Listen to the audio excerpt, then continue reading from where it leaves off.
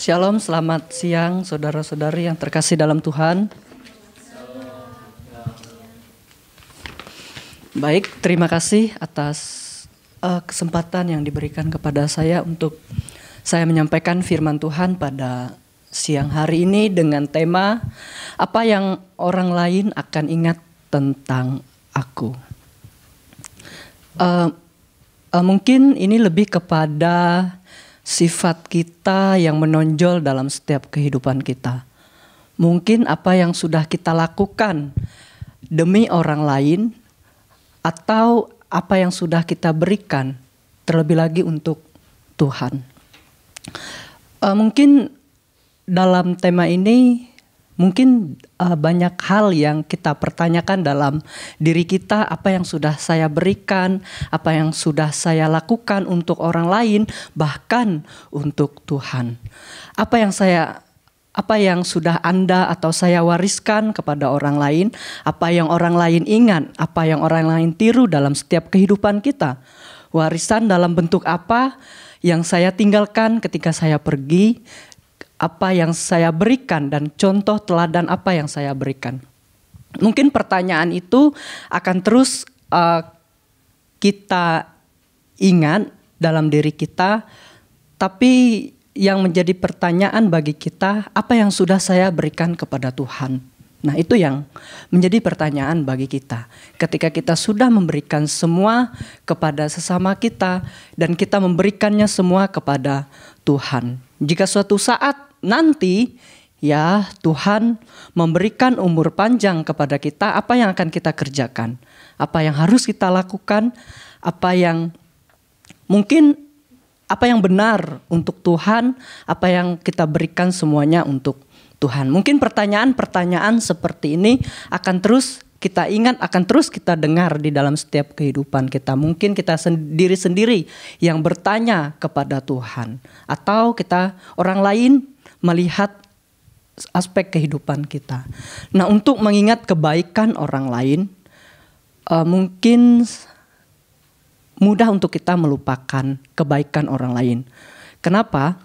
Kesalahan orang lain itu terus kesalahan yang orang lain lakukan kepada kita, mungkin akan terus kita pikirkan, terngiang dalam pikiran kita. Itulah manusiawi, itulah diri kita yang sesungguhnya.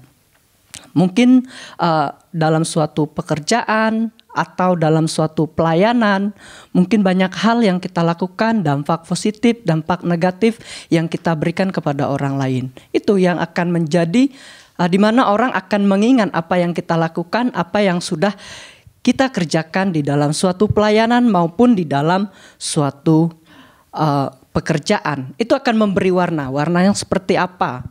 Nah, warna yang seperti apa? Tentu warna yang dimaksud adalah memberikan, menanamkan kebaikan dan menanamkan hal yang berdampak baik kepada orang-orang. Saya ada sebuah cerita di mana ada seorang pelayan Tuhan, dia melayani di perdesaan, dia melayani di sana. Tentu pelayanan yang dia lakukan tentu untuk memuliakan nama Tuhan. Tentu seperti itu. Nah, tapi dengan berjalannya waktu, pelayanan itu tidak dia lakukan dengan baik. Dia meninggalkan pelayanan itu hanya dengan dia mengambil keputusan untuk dia melayani di tempat yang lain. Nah, itu sangat miris sekali. Apa yang orang lain akan ingat? Apa yang jemaat akan ingat? Apa yang masyarakat di situ akan ingat tentang dia? Tentu mereka mengingat pelayanan yang dilakukan itu tidak baik. Nah, tapi ingat, setiap manusia itu memiliki kekurangan masing-masing, di mana di dalam setiap pelayanan tentu ada dampak positif dan ada dampak negatif yang orang ingat tentang kita. Tidak semua yang kita lakukan itu akan diingat oleh orang. Tidak semua kebaikan yang kita berikan akan diingat oleh setiap orang. Tapi apa yang harus kita kerjakan? Kerjakan apa yang Allah ingin nyatakan di dalam setiap kehidupan kita. Maka untuk apa yang orang lain akan ingat tentang aku, ada dua pandangan ya. Tidak semua kebaikan yang kita lakukan selalu diingat oleh orang lain. Bahkan kebaikan 1000 kebaikan itu akan kalah dengan satu kesalahan yang kita lakukan. Seringkali orang mengingat, kamu dulu pernah seperti ini, kamu dulu pernah seperti ini. Nah, itulah yang orang ingat tentang kita. Tapi bagaimana sifat kita, ya sifat duniawi itu yang terus mengingatkan kita. Tapi bagaimana mengingat kebaikan orang itu tentu penting. Apalagi kita mengingat pengorbanan Tuhan Yesus di dalam setiap kehidupan kita. Proses demi proses itu akan selalu ada dalam setiap kehidupan kita. Ya, malahan kita mungkin menganggap bahwa apa yang kita lakukan itu sudah terbaik, mungkin sudah memberi dampak, mungkin sudah orang lain ingat di dalam setiap kehidupan kita. Kita melihat ya, apa yang orang lain akan ingat. Kalau kita melihat di dalam tokoh-tokoh Alkitab, ya, di dalam tokoh-tokoh Alkitab, kita melihat cerita tentang Tuhan Yesus. Ketika dia menyembuhkan 10 orang kusta, ya, ada orang yang datang kepada dia. Dari ke-10 orang kusta itu mereka mendapatkan penyembuhan, menjadi sembuh atau menjadi tahir dikatakan di dalam Alkitab. Tetapi ya, yang ingat kepada Tuhan itu hanya 1 orang, kembali dan berterima kasih. Dan yang 9 orang tidak tahu kemana. Mereka di situ hanya menginginkan mujizat dari Tuhan, tapi tidak mau berterima kasih kepada Allah. Ini adalah gambaran, ya, gambaran untuk gambaran kita, gambaran di mana mengingatkan kita untuk berhati-hati ketika kita menerima hal yang baik atau menerima penilaian yang baik dari orang. Jangan sampai kita memegahkan diri atau kita menganggap bahwa orang kebaikan itu akan terus saya rasakan. Tidak seperti itu.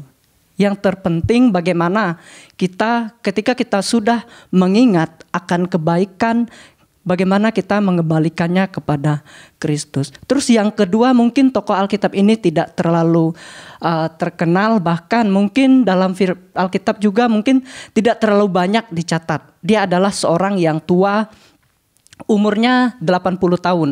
Dia berasal dari orang Gilead.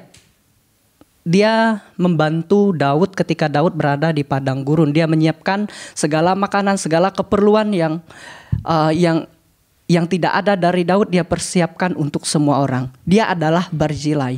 Barzilai ini dia adalah seorang tokoh, ya seperti yang saya bicarakan tadi, tidak terlalu banyak dicatat di dalam firman Tuhan. Tapi ya, apa yang Daud ingat tentang Barzilai?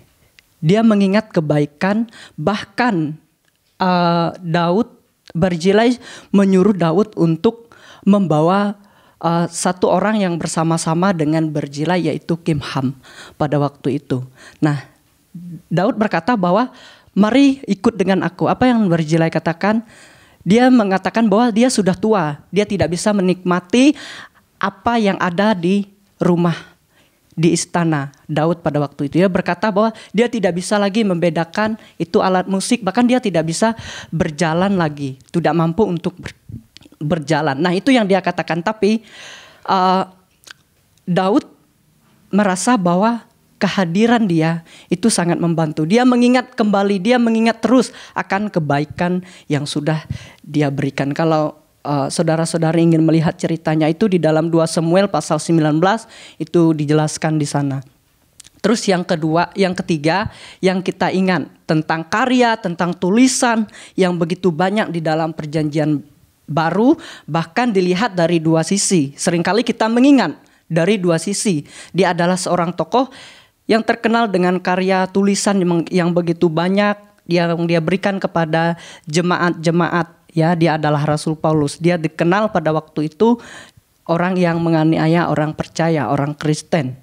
Ya, kita melihat pelayanannya, ya, pertobatannya, dan pemberani, orang yang berani memberitakan firman Tuhan. Nah, itu yang akan terus orang ingat sepanjang sejarah kehidupannya. Bagaimana dia bertobat, bagaimana dia dipanggil oleh Tuhan.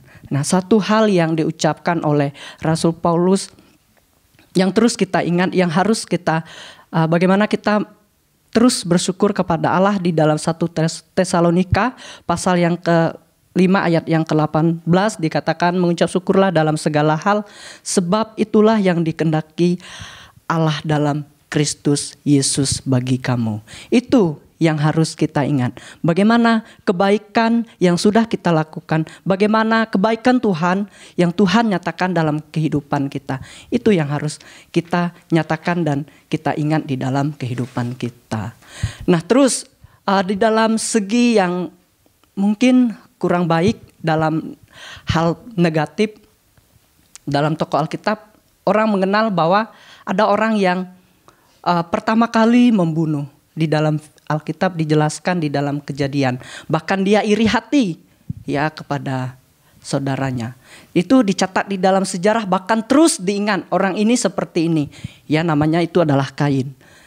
Ya, itu akan terus diingat oleh orang sepanjang masa. Orang yang iri hati kepada adiknya, orang yang persembahannya tidak diterima oleh Tuhan, dan pada akhirnya dia merasa bahwa dia orang yang tidak dipakai oleh Tuhan. Pada akhirnya itulah yang dilakukan. Itu yang akan terus orang ingat. Dan juga tokoh yang kedua yaitu Yunus. Orang mengingat bahwa dia tidak mau dipakai oleh Tuhan. Dan Tuhan melihat bahwa dia lari dari Tuhan. Tapi apa yang terjadi?